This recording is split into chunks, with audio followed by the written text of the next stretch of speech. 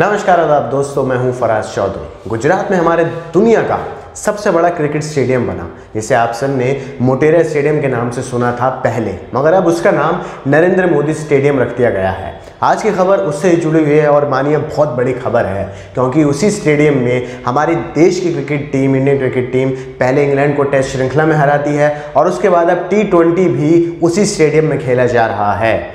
तो भाजपा के ही सांसद हैं, भाजपा के एक बहुत बड़े राज्यसभा सांसद हैं, उन्होंने भारतीय जनता पार्टी और प्रधानमंत्री मोदी के खिलाफ मोर्चा खोल दिया है, उंगलियां उठा दी हैं, सवाल पूछे हैं कि आखिर आपको मोटेरा स्टेडियम का नाम बदलकर नरेंद्र मोदी स्टेडियम रखने की क्या ज़रूरत थी। उन्होंने, जो भाजपा के इतने बड़े सांसद हैं, उन्होंने प्रधानमंत्री मोदी को ये नसीहत भी दी है कि कृपया करके आप इसका नाम जो पहले था वही रख दीजिए और अपना नाम इस स्टेडियम के नाम में से हटा लीजिए। मैं आपको पूरी खबर बता रहा हूँ, ध्यान से सुनिएगा। हेडलाइंस आपकी स्क्रीन पर हैं।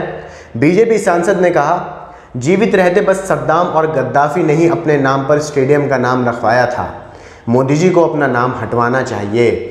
ये भाजपा के राज्यसभा सांसद सुब्रमण्यम स्वामी हैं और इन्होंने हमेशा से काम किया है, चाहे भारतीय जनता पार्टी के लिए इन्होंने कितना भी कैंपेन किए हों, कितनी भी रैलीज की हों, कितने भी वोट बटोरे हों, मगर इन्होंने हमेशा ये काम किया है, जब भी कोई चीज़ गलत हुई है, चाहे भारतीय जनता पार्टी में हो या सरकार के कामकाज में हो, इन्होंने हमेशा उसका विरोध किया है, उंगली उठाई। और ऐसा इन्होंने इस बार भी किया, जब इन्होंने नरेंद्र मोदी स्टेडियम का नाम दोबारा से मोटेरा स्टेडियम रखने की नसीहत दी है प्रधानमंत्री मोदी जी को।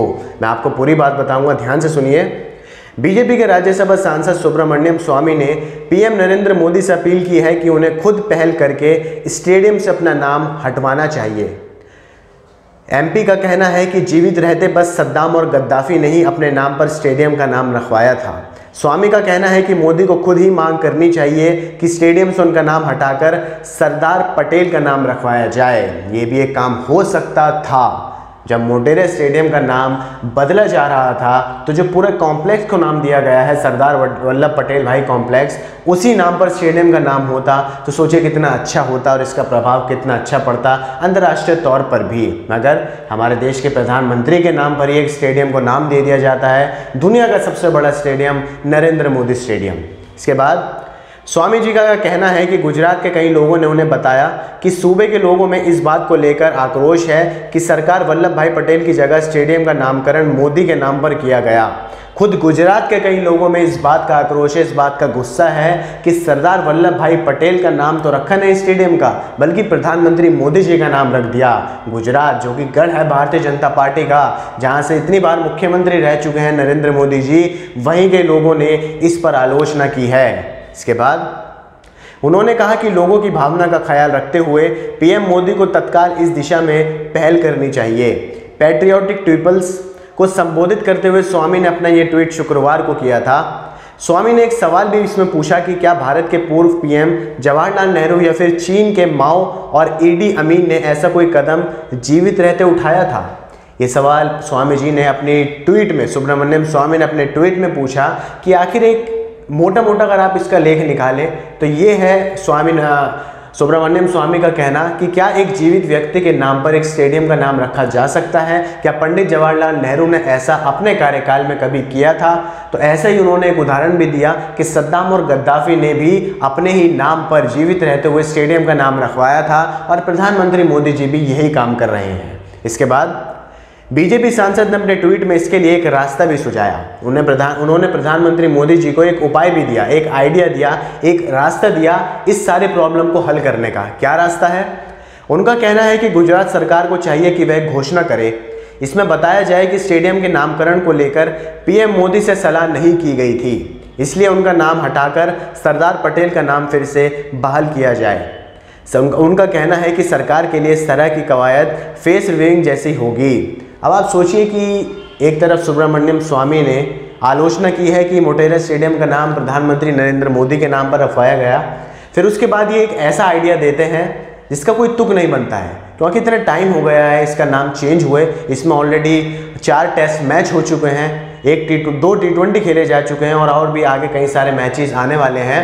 तो ऐसे में इतने दिनों बाद अगर प्रधानमंत्री मोदी जी ये बात कहने लगे मीडिया के सामने आकर कि भाई मुझे से तो कोई इन्होंने डिस्कशन ही नहीं किया था, मुझे पता ही नहीं था मेरे नाम पर स्टेडियम का नाम रख रहे हैं, तो इसलिए मैं अब इसका नाम चेंज कर रहा हूँ और सरदार वल्लभ भाई पटेल के नाम पर इस स्टेडियम का नाम रखवा रहा हूँ। तो आप सोचिए कितना बेवकूफ़ी भरा स्टेप होगा, ये कितना बेवकूफ़ी भरा आइडिया होगा कि इतने दिनों बाद प्रधानमंत्री मोदी जी ये बात कह रहे हैं कि उन्हें पता ही नहीं कि स्टेडियम का नाम उनके नाम पर रखवाया जा रहा है। हाँ, मगर वैसे उन्होंने संसद में कहा था कि मुझे पता ही नहीं किसान आंदोलन क्यों कर रहे हैं, तो शायद वो ये बात भी कह दें, कुछ पता नहीं।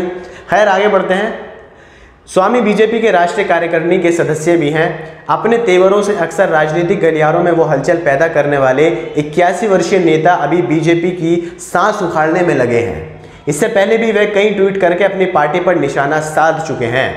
चाहे बात नेपाल में सस्ता तेल मिलने की हो या फिर चीन के साथ सीमा पर चल रही बातचीत पर हो, स्वामी कई बार मोदी सरकार को कटघरे में खड़ा कर चुके हैं। उनके तेवर लगातार बागी हो रहे हैं। कई सालों से सुब्रमण्यम स्वामी ने अपना ये तेवर नहीं बदला है। उनका ये एटीट्यूड रहा है कि उन्होंने जो भी पार्टी में गलत हुआ है, जो भी मोदी सरकार के गलत स्टेप रहे हैं, उनकी नीति गलत रही हैं, सुब्रमण्यम स्वामी ने हमेशा उस पर उंगली उठाई है। चाहे पेट्रोल डीजल महंगा हो या चीन के साथ हमारी सीमा पर बातचीत हो या फिर अब नरेंद्र मोदी स्टेडियम की बात क्यों ना हो। इसके बाद उखाड़ने इससे पहले भी वे कई ट्वीट करके अपनी पार्टी पर निशाना साध चुके हैं। साथ ही गौरतलब है कि अहमदाबाद के सरदार पटेल मोटेरा स्टेडियम का फिर से निर्माण किया गया है।